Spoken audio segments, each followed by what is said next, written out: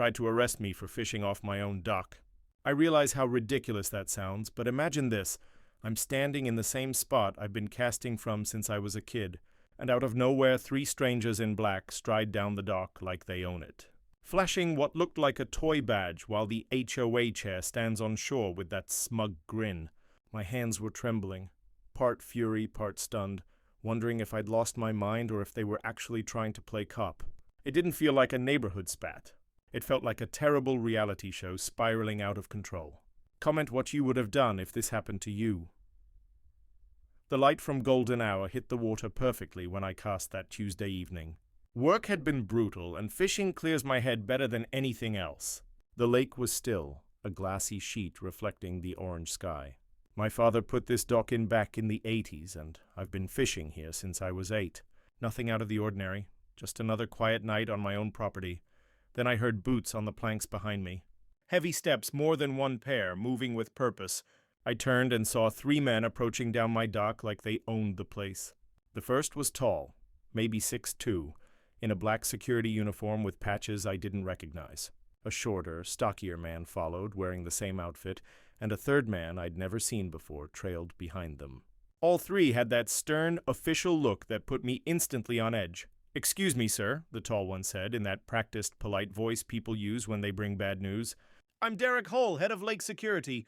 We're here on official business regarding violations of community waterway regulations." He pointed at my fishing rod as if it were evidence. "You need to stop all fishing activity immediately and hand over your equipment for inspection." The formality of it made my skin crawl. Lake security? Since when does my private lake have security? I could see Lydia Hart at the edge of my property line, in her usual crisp white blouse and dark slacks, arms folded, watching like she was supervising. Lydia had been HOA chair for about 3 years and has a way of turning every talk into a boardroom briefing. Even from 50 feet away, I could see that tight smile she gets when she thinks she's won. "Who exactly are you?" I asked Derek, keeping my voice steady even though my heart was pounding. "This is private property, and I never asked for any security service." I pointed to the clearly posted sign at the end of my dock that read, "Private Lake, no trespassing," in bold letters. "And what do you mean by community waterway regulations?" "This isn't a community waterway." Looking back, I probably should have gotten more confrontational, but I was still trying to process what was happening. Derek reached into his shirt pocket and produced a badge. Not a real metal badge, one of those cheap plastic security badges you can buy at a sporting goods store. It said Lake Patrol in cheap blue letters with a fish logo that looked like a kid drew it, and below that, Secure Guard LLC in smaller text. It looked like a toy because it probably was. "We have full authority to enforce water safety and community standards," he said, holding the badge up like it meant something. That's when the shorter guy stepped forward and actually put his hand on my fishing rod, not outright seizing it, but touching it without permission. "We're going to need you to hand over that equipment, sir," he said in a gravelly voice. Later I learned his name was Mason Pike, but at the time he was just Angry Guy number 2. 3 strangers turning up unannounced on my dock felt like a real threat, so I pulled out my phone and began recording. "Hold on there, gentlemen. I'm documenting this interaction." The camera was running, capturing Derek's cheap badge, Mason's aggressive stance, and the fact that they were on clearly marked private property. "You're telling me you can confiscate my personal property while trespassing on my land?" I asked, walking over to the post where I keep a laminated copy of my property deed. See this? "This deed is filed with the county, recorded legal." "This entire lake is my private property." Derek's confidence wavered when he saw the deed, but he recovered. "Homeowner covenants supersede individual property rights when it comes to community standards," he said, though he sounded less sure. "The community has voted to implement stricter guidelines for waterway usage." I had to stop and stare. Did he really just claim HOA rules override property deeds? The gall was almost impressive. That's when Lydia came down onto the dock in her designer shoes, clipboard in hand, like she was performing an inspection. "Grant, we've talked about this before," she said in that patronizing tone she uses when she thinks she's being reasonable. "Your fishing disrupts our aesthetic harmony and community standards. Residents have complained about the noise, the mess, and the impression it gives potential buyers." She waved a hand toward the water, as if my fishing somehow sullied the scene. I looked at the pristine lake, the well-kept dock, the neatly landscaped shore. What noise? What mess? I practice catch and release. I don't leave trash. I've been fishing here long before half these houses existed. The whole thing was so ridiculous I nearly laughed. And what impression does it give exactly? That someone uses their waterfront for its intended purpose? Mason stepped closer. I could smell cigarettes and cheap cologne. "Look, buddy, we can do this the easy way or the hard way," he said, reaching for my rod again. "Either way, you're done fishing today." That's when I noticed a bulge under his jacket. I'm not saying it was a weapon, but it was definitely something he wanted me to notice. The threat was subtle but unmistakable. Comply or face consequences. Derek held up the badge again and read from it like a proclamation. By the authority vested in Secure Guard LLC by the Homeowners Association, we are authorized to confiscate any equipment used in violation of community safety protocols. He spoke so rehearsed it was clear he'd practiced this speech, but I've worked in wildlife conservation. Long enough to spot fake authority fast. Everything about these guys screamed bogus. I examined Derek's badge more closely and noticed a small serial number along the bottom edge, the kind you see on mass-produced toys or novelty items. "Hey, Derek," I said, pointing at the badge. "Where did you get that?" "It looks exactly like the ones they sell at the downtown sporting goods store. Same logo, same cheap plastic, same font." I held my phone up to get a close shot of the serial number. In fact, it looked like it said "Made in China" along the edge. The three men exchanged looks, and I could see Derek's jaw clench. Lydia stepped forward with her clipboard, probably trying to take back control. "The specifics of our security credentials aren't up for public debate," she said in her most authoritative voice. "What matters is that you're violating community standards, and we have the right to enforce them." She flipped through papers on her clipboard as if hunting for legal backing. I had the growing sense I'd uncovered something far bigger than I'd realized. These weren't legitimate security guards. That badge was fake. And whatever Lydia was hiding behind that clipboard probably wasn't legitimate either. It felt like an elaborate bluff, but why? What were they trying to hide so badly that they'd go to such lengths to keep me off my own lake? That night I couldn't sleep. Every time I closed my eyes, I saw Derek's fake badge and Mason's threatening posture. Something was seriously wrong, and I had this gnawing feeling that if I didn't figure out what it was, things would only escalate. Around 2 a.m., I gave up on sleep and did what I do best: investigate. My work on wildlife conservation contracts taught me that the best evidence often hides in plain sight. You just have to know where and when to look. I grabbed my camera gear and drone from the garage. It wasn't top of the line, but it had a high-resolution camera and infrared capability, perfect for documenting things people prefer to keep secret. The night was clear and windless, ideal for aerial surveillance. I learned long ago that when people want to hide something, they do their dirty work when they think no one's watching. And 3 a.m. definitely qualifies as nobody watching time. The first thing I noticed was the sound. That pump I'd heard coughing earlier was running hard in the darkness, grinding and wheezing like it was trying to move more water than it should. I followed the noise around the edge of the community area, staying on my own property, but close enough to see what was happening. What I uncovered made my stomach sink. A huge intake pipe from the neighborhood irrigation system was feeding straight into my lake, hidden behind carefully arranged shrubs and decorative landscaping. I sent the drone up and began recording everything. Through the lens, I caught the damning detail: an 8-inch intake pipe thrust into the spawning grounds, pulling in minnows, vegetation, and fish eggs like a vacuum. No permits, no safeguards, just reckless destruction. That spot had been protected by my father for decades, and now it was spewing out lifeless water like some grotesque pump from a graveyard. The whole setup was freshly built. New concrete, young plants, landscaping that couldn't have been more than a few weeks old. I crouched near the pump house, the hum of machinery nearly covering the sound of footsteps approaching.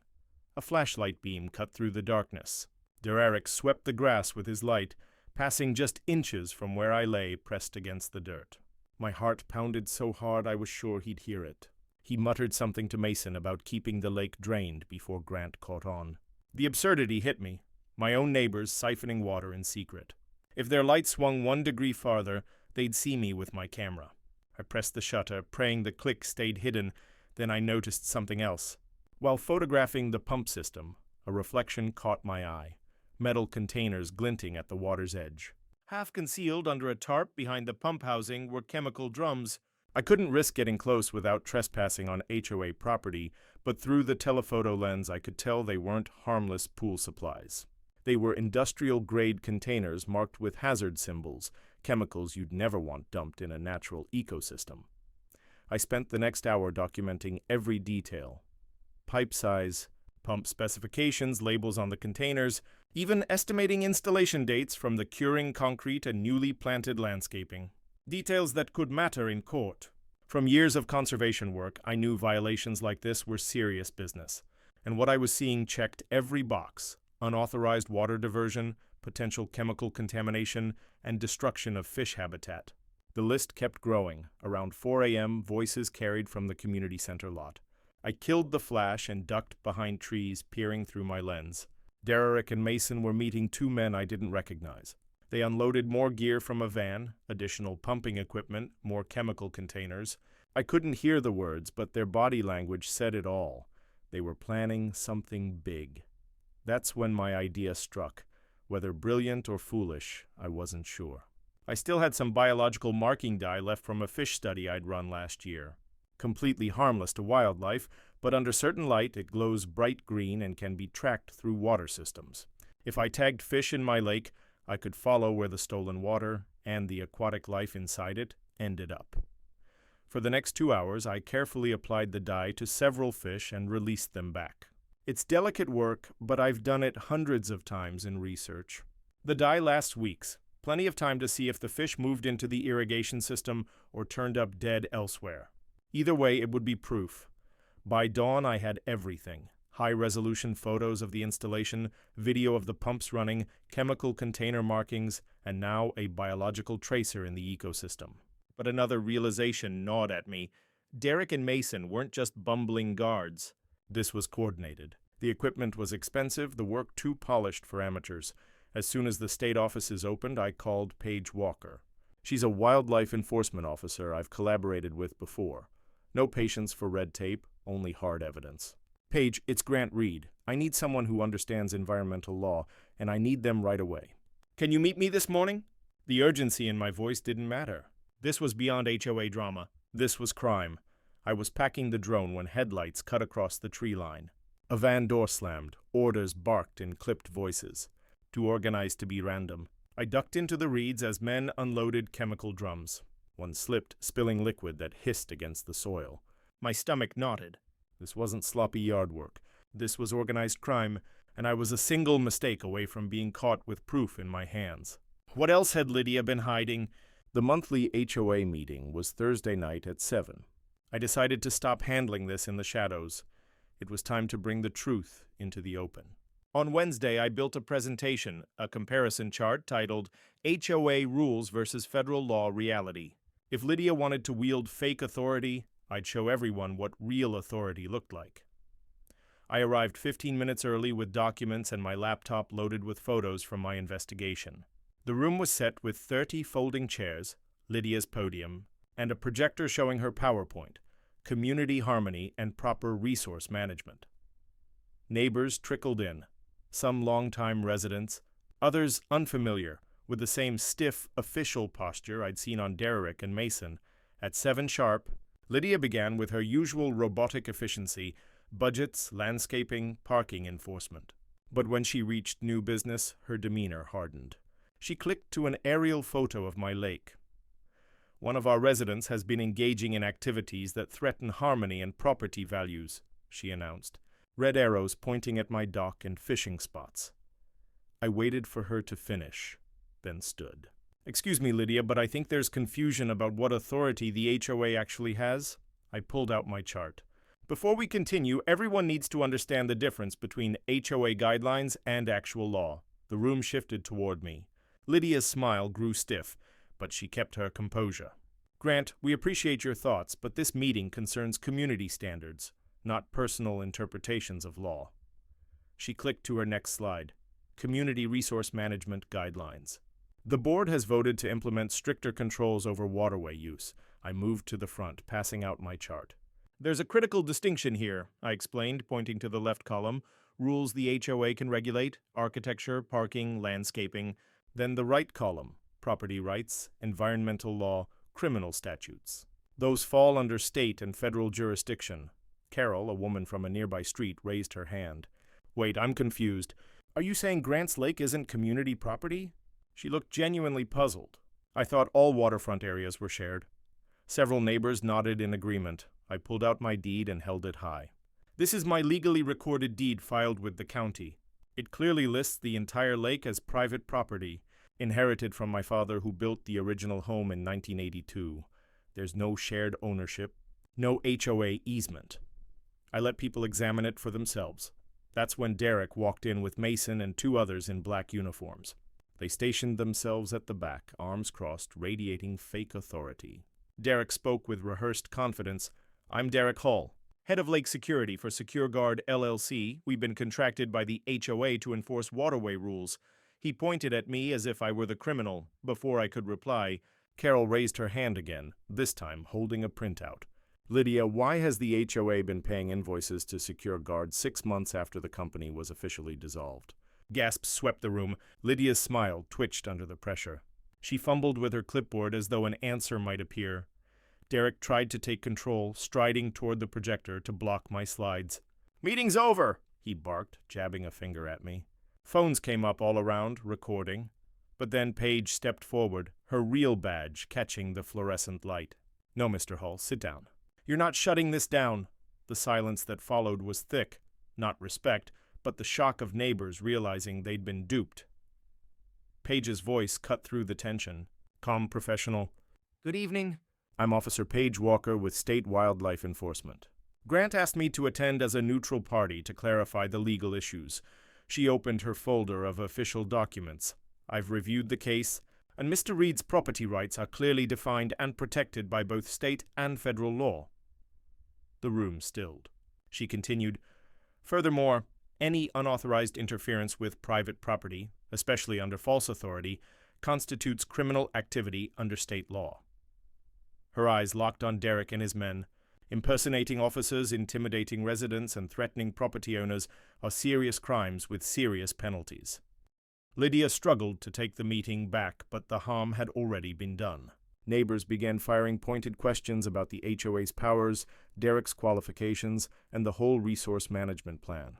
Several people said they'd felt similar pressure from the HOA over different property matters and were starting to see they'd been bullied by folks who possessed no real authority. I couldn't tell if Paige's arrival had just saved me or if I'd wandered into something far larger than a simple property disagreement. One thing was unmistakable. The neighborhood was finally learning to tell genuine authority from elaborate bluster. Derek's plastic badge would no longer frighten anyone. Saturday morning arrived with what ought to have been one of my favorite local traditions, the annual Kids Catch and Release Day. I'd run this educational fishing event for 3 years, teaching children about aquatic habitats and conservation. The program had the required permits, safety plans, and insurance. Even while I set up tables and equipment, a cold worry settled in. I had a feeling Lydia wouldn't allow it to go off without a fight. Families began to show up around 9, kids buzzing with excitement and parents cautiously hopeful. I'd distributed flyers weeks earlier describing the educational focus and safety measures. Everything was wholesome and kid-appropriate. I had first aid kits, life jackets, and lesson materials on local fish species. Just a guy wanting to pass on his knowledge to the next generation. That's when Derek and Mason appeared. But this time, their weapon was subtler. Whispers and carefully planted doubts. I watched them systematically work the crowd, approaching parents in small clusters and having hushed conversations that always ended with uneasy looks toward me. Parents started pulling their children in closer, eyeing me suspiciously. Derek stationed himself by the registration table, intercepting arrivals. Folks hate to bring bad news, but we've had concerns about today's event, he intoned in his most official tone. There have been reports that this individual has been exhibiting unstable behavior and making threats toward community members. He motioned at me as if I were some dangerous criminal. I stood there as the character assassination unfolded and felt utterly powerless. How do you rebut vague claims of instability or threats? What proof do you offer to show you aren't dangerous? It's the perfect reputational assault, impossible to definitively disprove. Yet it seeds doubt that spreads rapidly through parents' minds. Mason attacked a different front, targeting my professional standing. "This guy says he's some kind of wildlife expert, but we looked into it," he told a group of fathers helping their kids with gear. "His credentials are suspect, and there are worries about whether he's mentally fit to be around children unsupervised." He leaned in like they were sharing a secret. It was even harder to counter without sounding defensive or paranoid. Yes, I had accused the HOA and Derek's crew. Yes, I had been investigating and compiling evidence. To them, that might have resembled obsessive behavior. I started to doubt myself, wondering if I'd overstepped. Then something unexpected happened. The morning's first successful catch, a 7-year-old girl named Emma, reeled in a base that looked perfectly normal. I seized the moment to show proper catch and release technique, stressing fish safety and conservation. Rather than exposing any tracking devices, I concentrated on teaching the children how to handle fish gently and release them unharmed. The parents, despite earlier misgivings, were captivated. Emma's father, Bob, who worked in environmental consulting, immediately grasped the lesson's value. "This is exactly the kind of hands-on learning kids need," he said, as he watched me demonstrate careful fish handling. When I explained aquatic relationships and fish behavior, his suspicion shifted to respect. More kids started catching fish, each catch offering another chance to show real scientific expertise and professional competence. I explained ecosystem interactions and predator-prey dynamics in kid-friendly terms, while including technical details that impressed the adults. Derek and Mason's Whisper campaign began to implode as families recognized they were witnessing genuine education. Derek attempted to sabotage the demonstration by challenging my methods. "I'm not sure it's appropriate to handle wild fish with unknown health status," he announced loudly enough for everyone to hear. "Children shouldn't be exposed to potentially contaminated wildlife without proper protocols." He gestured toward the fish as if they were disease carriers. That's when I produced my official paperwork. "Actually, Derek, this is fully authorized educational work following state-approved protocols," I said, holding up my contractor ID and laminated safety gear. "These are the same techniques wildlife officers use every season." A mother tilted her phone and began live streaming to Facebook. Bob examined the documents while parents leaned in, the red recording light catching Derek on camera. "This is real science," Bob told the crowd. "The credentials check out, the methods are sound, and the safety exceeds standards." He looked at Derek, eyebrow raised. "So why are you trying to smear legitimate education in front of children and hundreds watching online?" Mason lost his patience and shouted. "I don't care about paperwork," he barked, stepping forward. "This man's been stirring up trouble, making threats, and now he's involving your kids. Use some sense here." He jabbed a finger at me. His face was captured perfectly on camera. I felt anger rise, but I kept control. The children were watching and phones were still streaming. "Mason, I understand your concerns, but levying wild accusations without proof doesn't help anyone," I said calmly. Aware that his outburst was now being broadcast, the parent group began to rally behind the program, though I could see some families remained uneasy. Derek and Mason had sown enough doubt to cloud first impressions, even when the facts backed my credibility. It's a cruel truth that ruining someone's reputation is far easier than building one. Have you ever had someone try to destroy your good name with lies? That's precisely what was happening to me. Would you stay quiet and hope it passes, or fight back with everything you've got? I watched the two frauds attempt to turn parents against me, weaponizing my passion for education and conservation. By the end of that morning, I understood their goal. It wasn't merely to stop my fishing program. They were methodically trying to ruin my reputation, twisting my dedication to education and conservation into evidence of dangerous obsession. The Whisper campaign aimed to isolate me from community support and recast me as a hazardous fanatic rather than someone exposing their wrongdoing. I had proof of their tactics, but would it be enough to prevail against a coordinated character assassination? Sunday evening found me in my home office, surrounded by printouts and a laptop crowded with research tabs. I decided it was time to quit reacting to Derek and Lydia's antics and take control with a methodical investigation. Environmental contract work had taught me that every organization leaves traces on paper, and every fraudulent scheme has weak points if you look carefully. I started where it made most sense: Secure Guard LLC. A late-night check of the state registration database confirmed my doubts. The company had been officially dissolved 6 months earlier for failing to pay fees. On record, Secure Guard was dead, a ghost. Yet Derek had marched onto my dock wielding a false authority. That meant each order he barked and every threat he issued was fraud enacted on my doorstep. The filings painted a picture. 2 years ago, Derek Hull registered the company using only a rented mailbox downtown. No office, no staff, no equipment, just a shell, a Halloween mask that appears legitimate until inspected closely. My anger flared as I pictured him polishing that toy badge while Lydia cashed HOA checks. Documentary evidence, though, was only half the story. I needed a human reaction. I drove straight to Carol's and spread the printouts across her kitchen table. She adjusted her reading glasses and scanned every line with accountant-like precision. Her lips tightened. Then she slammed her palm on the table so hard her teacup rattled. "Grant, this isn't mismanagement," she snapped. "This is theft. Organized theft. They're stealing from us with fake companies, and we've been too scared to confront them." That moment lent the evidence gravity. Carol wasn't just interpreting numbers. She was reliving the embarrassment of every bogus fine she'd paid under Lydia's tenure. Tears brimmed in her eyes as she whispered, "I thought it was me. I thought maybe I had violated a rule without knowing it, but it was them all along." With her permission, I recorded her testimony on my phone, capturing her trembling voice and the spread of papers like a crime scene. This wasn't only paperwork for a court. It was proof for every neighbor who'd felt powerless. The deeper I dug, the clearer it became that Secure Guard was merely the smallest disguise.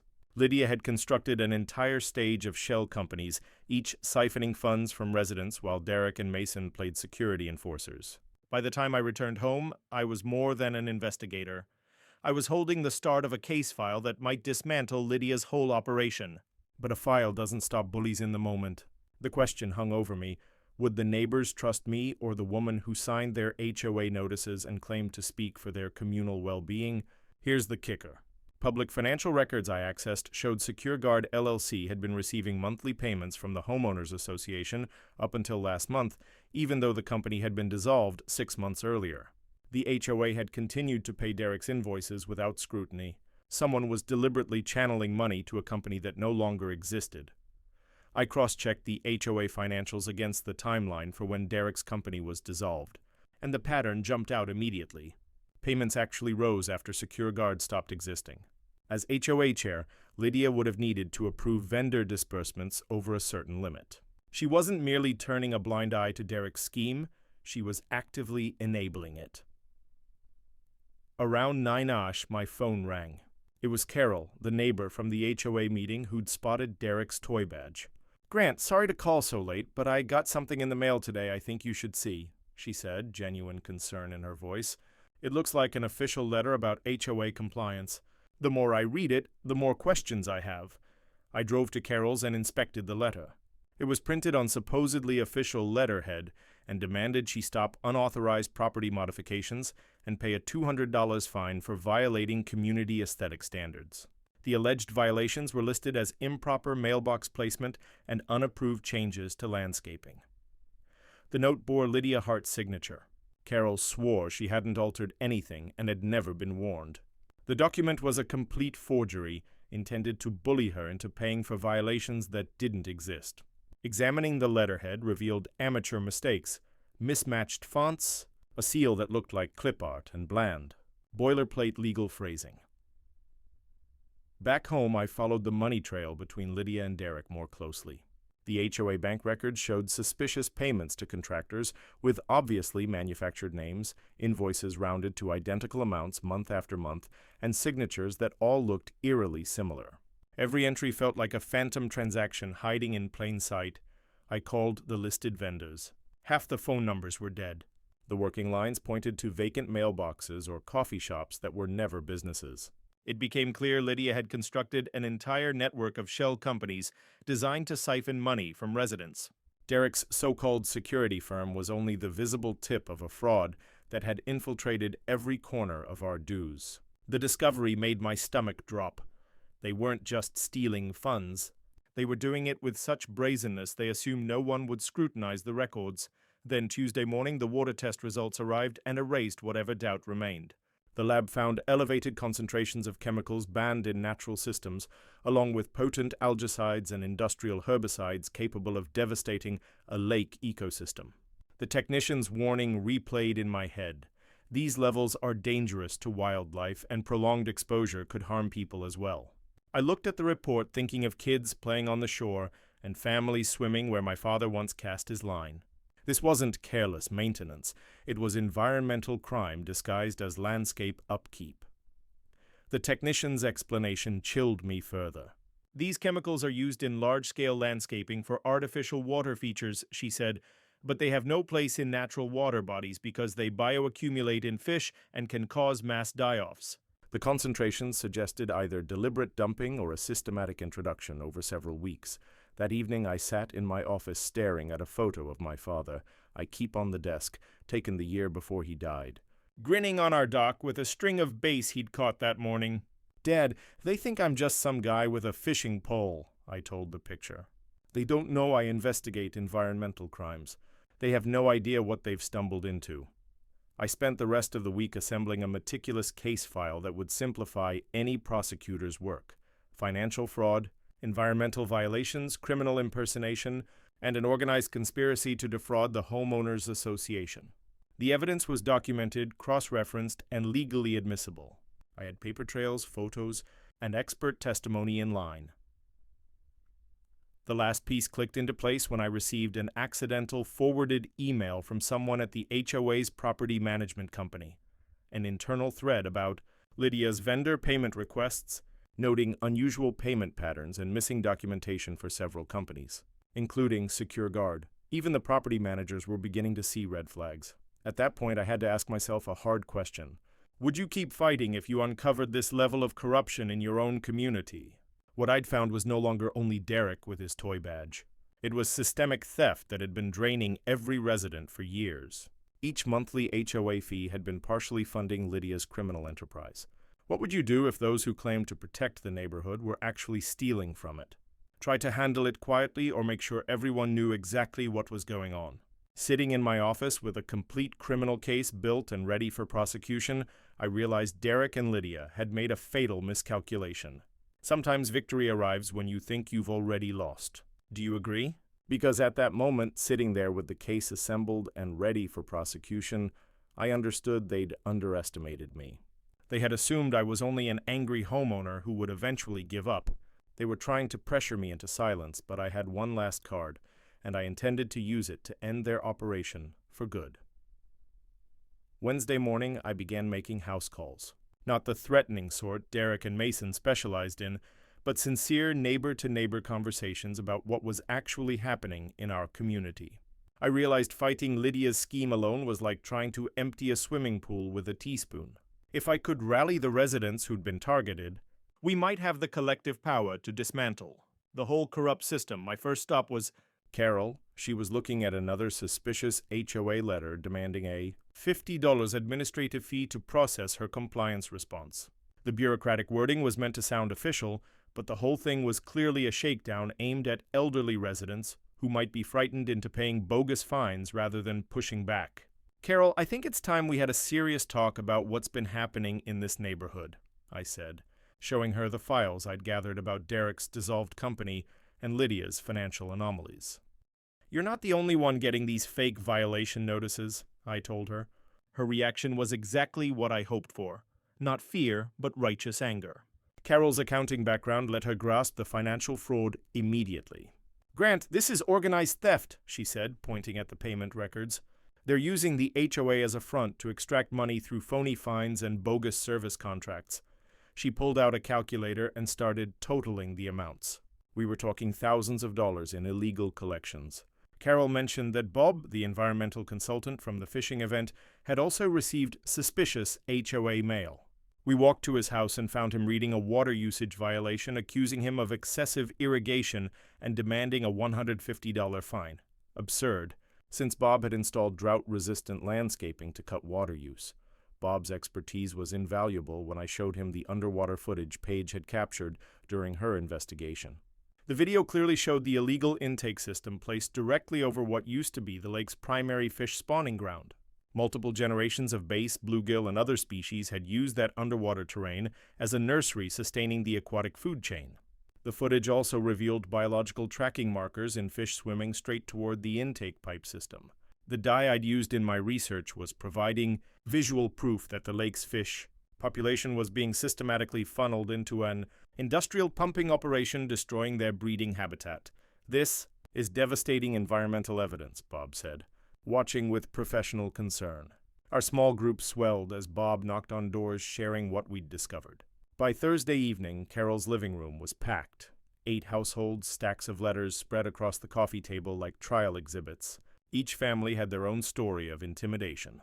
You could feel the anger in the room as neighbors realized they weren't isolated targets but parts of the same scheme. Margaret and John produced unauthorized fence citations for a structure approved 15 years ago. The Williams family showed parking fines for cars in their own driveway. Tom and Lisa held a notice claiming their air conditioner was too loud. Different offenses, identical fraud. Phones flashed as neighbors photographed documents and voices overlapped, disbelief giving way to fury. When we added up the bogus fines and penalties from just our circle, the total exceeded $4,000, extrapolated across the whole neighborhood. Lydia's racket had been siphoning tens of thousands annually. What chilled me more than the sums was the precision. A fraud so polished it read like legitimate policy until you compared the documents side by side. For the first time, people weren't whispering about harassment. They demanded justice together. Then Margaret shared something that made the room go quiet. She'd seen Derek and Mason pouring liquid from unmarked containers into the storm drains that feed into my lake. "I thought it was just cleaning solution for the pumps," she admitted, embarrassed. "But they were very secretive about it." Bob immediately grasped the gravity. "Storm drains flow into natural waters without filtration," he explained. "If industrial chemicals are dumped into those drains, the whole watershed becomes contaminated." He looked at me, concern deepening. "Grant, the environmental violations alone could lead to federal criminal charges." This isn't just HOA fraud anymore. I decided to lay out everything I'd uncovered. I showed them the chemical analysis from my water samples, the records proving Derek's company had been dissolved, and the paper trail of systematic financial fraud. The room erupted into angry conversation as people absorbed how thoroughly they'd been manipulated and robbed. More importantly, they began to consider a collective response rather than suffering in isolation. We spent Friday night mapping a strategy. Rather than each household fighting separate bogus violations, we would mount a coordinated challenge to the HOA leadership. Bob agreed to offer expert environmental testimony. Carol volunteered to dig into the financial irregularities. Everyone pledged to document any future intimidation. We weren't going to be victims anymore. Paige delivered the final piece of evidence: comprehensive underwater survey results. The footage showed not only the environmental harm caused by the illegal pumping, but also the operation's systematic nature. Multiple intake points, professionally installed equipment, and evidence of ongoing maintenance indicated a long-term criminal enterprise, not a one-off community project gone wrong.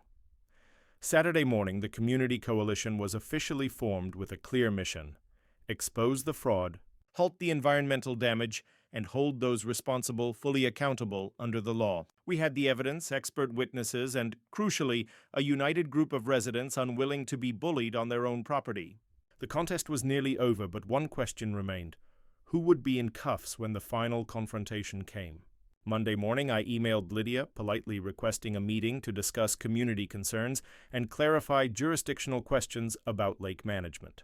I kept my tone professional and non-threatening, but I copied Paige Walker and the HOA's property management company. The meeting was set for Wednesday at 2 p.m. at the Lakeside Pavilion.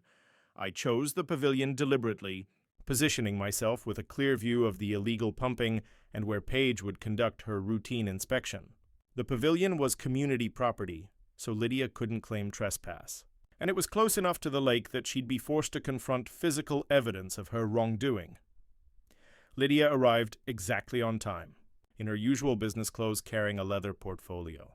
Derek and Mason flanked her like bodyguards, still wearing their absurd secure guard uniforms, even though their company had been dissolved 6 months earlier. The whole scene was theater meant to project authority they didn't actually have. "Grant, I appreciate you finally agreeing to a reasonable discussion about these community issues," Lydia began, opening her portfolio and producing a stack of documents. "I brought paperwork that should clarify the HOA's authority regarding lake management and resource allocation." She spread the papers across the picnic table like a lawyer laying out exhibits. I let her finish. Lydia, before we go through your documents, I think we should establish basic facts about property rights and legal authority, I said, pulling out my own folder containing copies of my deed, the state environmental reports and Derek's business registration records. Because there seemed to be fundamental confusion about jurisdiction, Derek stepped forward. Posture aggressive as always. Look, Grant, we've been more than patient with your disruptions and accusations, he said, fiddling with his fake badge like it had power. We're here to enforce legitimate community standards, and your resistance is becoming a problem. He gestured toward the lake as if it proved my wrongdoing. That's when I delivered the first blow. Derek, I'm curious. How does a dissolved corporation provide security services? I handed him a copy of the state registration showing Secure Guard Ad LLC's dissolution date. According to the Secretary of State, your company ceased to exist 6 months ago. What authority are you claiming? Lydia tried to step in before Derek could answer. The corporate structure of our contractors isn't relevant to the community standards we enforce, she said, but uncertainty crept into her voice. She produced another document and put it on the table prominently. This easement agreement clearly grants the HOA management authority over all community water resources, she declared. I examined the easement she'd presented and found exactly what I expected.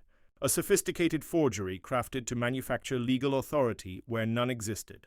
Lydia, this document was never filed with the county, I said. The signatures don't match recorded property owner signatures, and the notary seal is from a company that doesn't exist.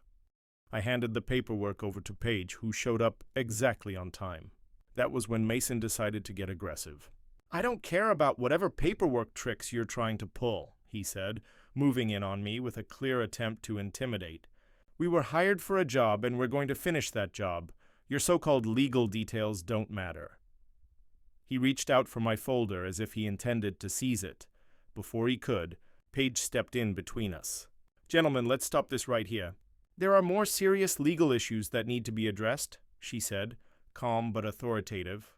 Mr. Hall, I'll need to see proper identification and proof of business legitimacy before we continue this conversation.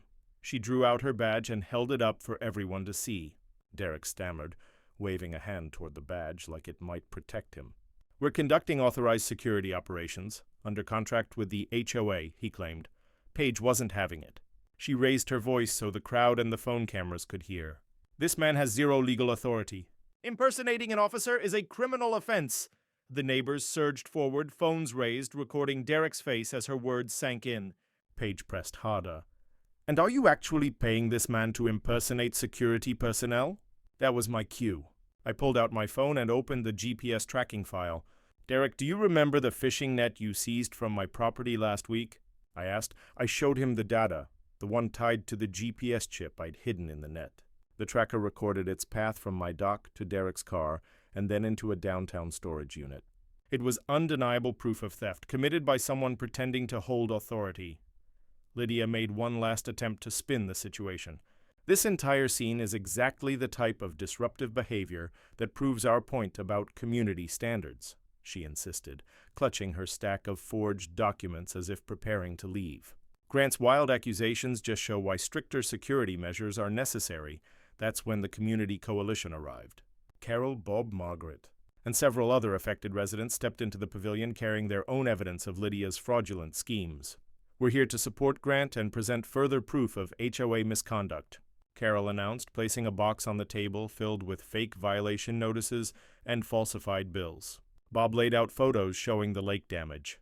Margaret described seeing chemical dumping firsthand. The Williams family held records proving HOA intimidation. It was enough.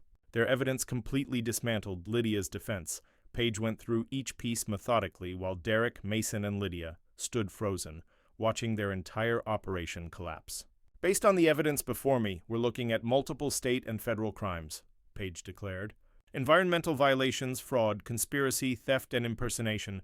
She reached for her handcuffs and called in backup over her radio. Derek was the first to be arrested, then Mason. Both men were read their rights as the crowd looked on with obvious satisfaction. The sham security scheme was finished and the real consequences were just beginning. Lydia tried to separate herself from Derek and Mason, but the financial evidence tied everything back to her. Lydia Hart, you're under arrest for conspiracy, environmental crimes, forgery, and misappropriation of HOA funds. The moment Page placed her under arrest was the one the community had been waiting for. As officers escorted them into waiting vehicles, Lydia turned and looked at me. Her eyes weren't angry or arrogant anymore, just beaten down and desperate. She finally realized the victims had refused to stay victims. Still, I could tell she was already planning her next move. Even from inside a squad car, the takedown was complete. But the fallout was only beginning. Federal prosecutors built their case with precision, stacking charges to cover every crime committed. Derek Holt faced prosecution for running a fraudulent business, theft of property under false authority, and aiding environmental crimes. Mason Pike was charged as an accomplice to fraud and intimidation.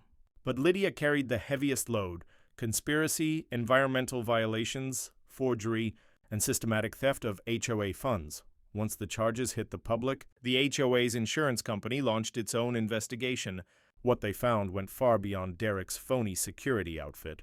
Lydia's scams reached into inflated landscaping bills, bogus maintenance contracts, and fake legal fees, all draining HOA reserves for more than 2 years. In total, over $60,000 had been stolen straight from residents' dues. Cleanup of the lake began at once, paid for by recovered funds and violation penalties. The illegal pumping system was dismantled under court supervision. Engineers ensured every piece was disposed of properly. Polluted water was filtered and fish habitats were restored with help from wildlife biologists. Watching the lake come back to life was like watching a patient heal from a long illness. Within a month, new HOA leadership was elected. Bob stepped in as interim chairman, while Carol volunteered as treasurer, bringing her accounting skills to guarantee no repeat fraud. Margaret and the Williams family joined the board to represent those targeted by Lydia's intimidation tactics. The governance system was rebuilt with transparency and accountability as its foundation. My property rights were officially recorded and marked in the county survey, leaving no room for dispute about lake ownership. New, larger signs made the rules clear and spelled out the legal penalties for trespassing or tampering with the water. More importantly, our community had learned how to recognize genuine authority and how to resist fraud. The environmental guidelines I helped draft became a model for other neighborhoods facing water resource issues. Bob's consulting firm used our case to train HOAs in environmental responsibility and compliance with water management law. My monitoring techniques were incorporated into a regional program tracking ecosystem health. The federal cases ended with comprehensive consequences. Lydia received 18 months in federal prison, followed by court-ordered community service focused on environmental restoration. Her conviction permanently barred her from ever holding another HOA position. She was also required to repay the stolen money and cover penalties for the ecological damage. Derek and Mason received lighter sentences for cooperating, but both were banned from ever running security businesses and hit with heavy fines. Derek's testimony exposed the full scope of Lydia's network, pointing to similar schemes in other neighborhoods. That information sparked more investigations and safeguarded other communities. Insurance investigators recovered most of the stolen money and pushed for stronger HOA oversight across the state. New rules required independent audits and limited contract approvals without resident votes, making it harder for future fraud to take root. 6 months later, I stood on my dock watching the sun set over calm water. The lake was alive again, filled with fish and free from the racket of illegal pumps. Families gathered along the restored shorelines. Kids learning conservation through the programs we'd started. Carol walked over with 2 coffees, smiling with the satisfaction of someone who had truly made a difference. "The lake is really back in the community's hands now, legally this time," she said, settling into one of the old chairs my father had built. "People are starting to see the difference between genuine community standards and outright exploitation." We watched as Bob taught his kids to fish while Margaret's grandchildren collected rocks along the shore. The scene was everything a healthy community should be. Exactly. "But now everyone knows the real law," I said, staring out at the same dock where all the chaos began. Ducks skimmed across the surface. Bass flickered beneath the water. The lake wasn't just restored, it stood as proof that standing firm matters. My father always said, "Water keeps better records than people." He was right. The truth had risen to the surface, and so had justice. Maybe the true lesson here is that ordinary people can do extraordinary things when they refuse to stay silent. If you're still with me, leave a comment, hit like, or subscribe. If you'd like to support the channel, the little thanks button below means everything. Until next time, protect your peace, your lake, and your legacy. That's it for now from QA Stories. Make sure you're subscribed and have the bell turned on. The next story might be even bigger.